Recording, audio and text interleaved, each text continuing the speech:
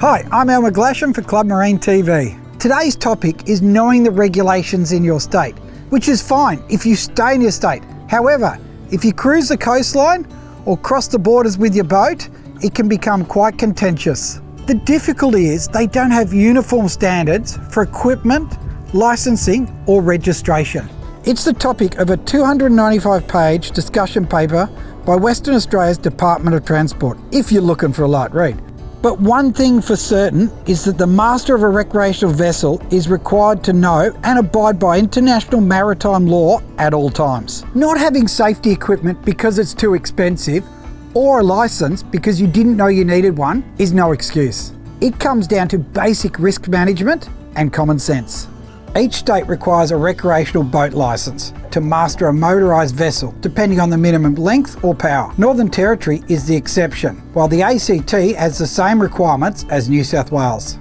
The good news is that most states acknowledge the boating licences of other states for a period of time, usually 3 months. WA and SA don't require further endorsement for PWCs, but others do. If you move interstate, it's wise to transfer your boat licence to that state. It's a similar story with trailer registrations and recreational fishing licences, by the way. At the end of this video, we'll include a list of websites. The various safety handbooks generally cover the same principles in regard to boating safety. These include safety equipment, including radio, vessel preparation, trip planning, manoeuvring, rules including giving away safe distances, navigation marks, night safety and more. In some states, like New South Wales, licensed applicants complete practical boating training, either with a registered training provider or an experienced skipper. Even if not required, it pays to learn from knowledgeable teachers.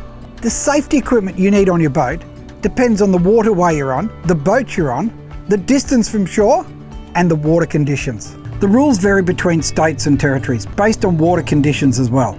Regardless, equipping your boat with more than enough safety equipment and keeping it in good working order is the best way of averting a crisis when you're out on the water, wherever that is.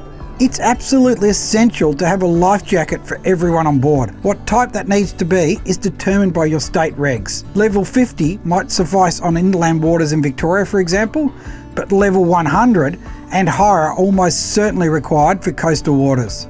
Other essentials include an anchor and chain, V-sheet, bilge pump or baler, fire extinguisher, paddles or oars and rowlocks, horn or whistle, and a waterproof torch. Again, when in Rome, check the State Boating Authority's requirement. Then there's a compass, flares, 406 MHZ EPIRB, registered with AMSA, marine radio, navigation lights, fresh water and a first aid kit. A GPS isn't considered a compass, by the way. A vast majority of Australians live on the coast and we have thousands of inland waterways, but we still see common issues arising because water's dynamic. These include collision or stranding. Sometimes this is due to operator error or inexperience, but there are also submerged objects that can go unseen if you're not careful. Safety equipment, either it's inadequate or inaccessible. Mechanical failures, including batteries that run dead. Weather, people going to dangerous locations in poor conditions. Age, over 45s represent a higher number of injuries and fatalities. Safety is the #1 priority of all the authorities, and the results are positive. In New South Wales, for example, life jacket wear rate is up 400% since 2007. Other states have also seen major improvements. It's a shared responsibility, so I strongly recommend you jump online and check with your local authorities before you get on the water.